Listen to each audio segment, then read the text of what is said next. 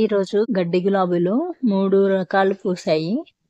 ఇది baby pink 5 petals పోట్లాక, ఇదేమో table rose white colour, ఇవన్నీ ఇంకా బేబీ పింక్ పోట్లాక 5 పెటల్స్. ఇవే కాకుండా ఇంకా కూడా ఉన్నాయి, చూపిస్తాను.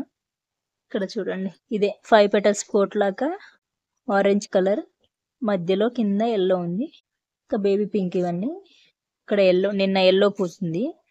ఇలా 5 పెటల్స్ పోట్లాకలో ఇవి ఇవాల్టి ఈ రోజు పూసిన గడ్డి గులాబీలు.